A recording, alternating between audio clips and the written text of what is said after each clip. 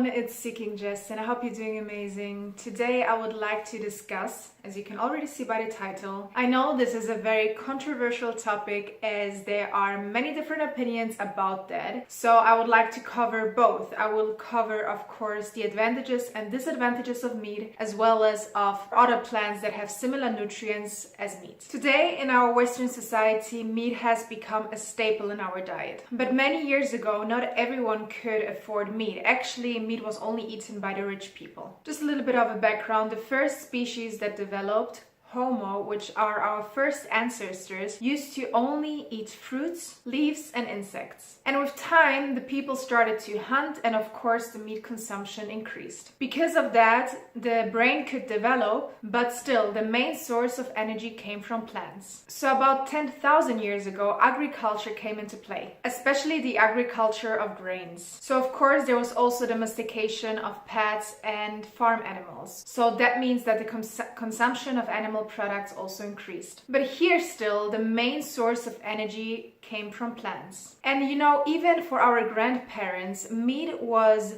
especially in my case, it was very rare. And if you had meat, it was very special to eat. And so people couldn't afford eating it on a daily basis. But now with industrialization and so the fact that meat is cheap and available everywhere, meat consumption increased a lot. But the way we consume it also changed. So since the 1960s, meat consumption is increasing a lot. At the same time, the consumption of potatoes and legumes is decreasing. So when we look at meat and plant products, there are a few things that we can see. So today omnivores eat meat as part of a balanced diet because they think that there are specific micronutrients that they can only get from meat, such as zinc, iron, and vitamin B12. But at the same time, there are a lot of unwanted substances in meat, especially when it comes from livestock farming. Also, meat consumption comes with undesirable fat, missing fiber, and no phytochemicals. For this reason, a lot of nutrition companies around the world do think and do also promote a more plant-based diet, and so that the main source of energy comes from plants and that meat does not make up the staple of a diet. So when we look at macronutrients, meat does have a lot of protein, but when it comes to carbohydrates, it's very low. Meat usually has glycogen, which is not of use for our body, and the amount of fat that can be found in an animal depends on the type of meat it is. When it comes to amino acids, milk products, eggs, and meat can be positioned very well. But as mentioned before, with the meat consumption, there's also a lot of unwanted substances that we take into our body. And even though meat is considered a very good protein source, we can actually find all of the important amino acids in plant products as well. For example, the soya bean is a very good protein source. At the same time, if we combine different plant foods together, we can have a very good protein source as well. So for example, grains and beans. When we look at the fatty acids here, of course, plant products win. Meat products are usually very high in saturated fat. And saturated fats are not essential for our body. Also, every animal comes with, it's called arachidonic acid. I hope I said that right.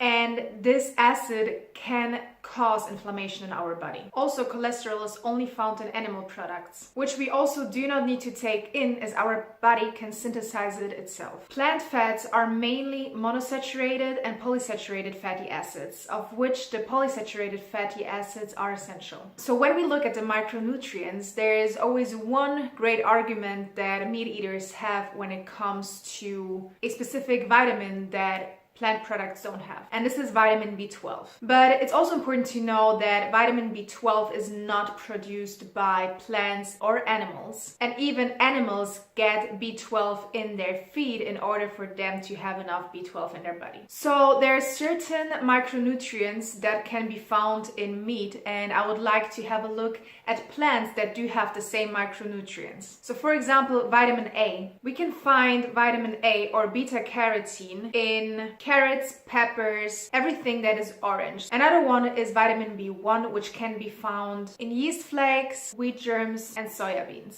Vitamin B2 can be found in almonds, mushrooms, spirulina, and hazelnuts. And vitamin B6 can be found in whole grain products, nuts, and bananas. So when we look at minerals, I think that's one of the biggest arguments other people also have. People also think that, for example, vegans are deficient in iron or calcium because a lot of people believe that only animal products have those minerals. But actually kalium, for example, we can find in kale, bananas, nuts, and seeds. Magnesium can be found in whole grains, oats, nuts, and green veggies. Iron can be found in lentils, beans, pumpkin seeds, and whole grains. Zinc can be found in sesame seeds, yeast flakes, pumpkin, and sunflower seeds. So the regular consumption of plant products in their natural state, such as fruits, vegetables, legumes, whole grains, nuts, and seeds, can have a lot of health benefits. So because of the high nutrient density, the fiber, and the phytochemicals, it can prevent a lot of diseases. That's why big nutrition companies put plant products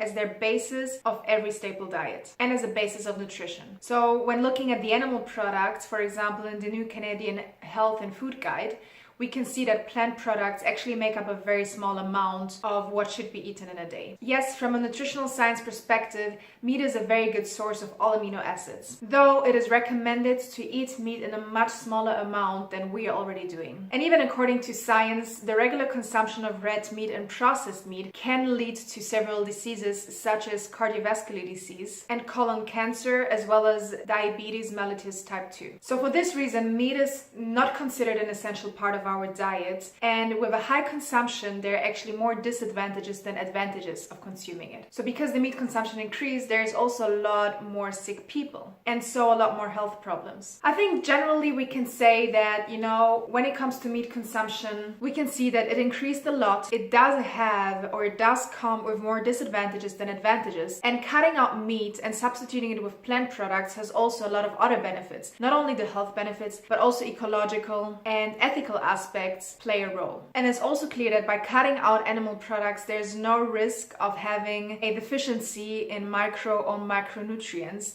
when the diet is balanced and it's a whole food plant-based diet, and we make sure that we take supplements that are needed, for example, vitamin B12. That's actually also the only supplement that needs to be taken if we follow a good whole food plant-based diet. So that was it for my video. Please let me know what you think and if you agree or disagree. Again, these are points that I think are important to look at, and also people are well aware of the fact that meat consumption is increasing and it's not doing any good for our health, for the environment, or for the animals. So yeah, thank you so much for watching my video. And I hope to see you in my next video. Bye bye.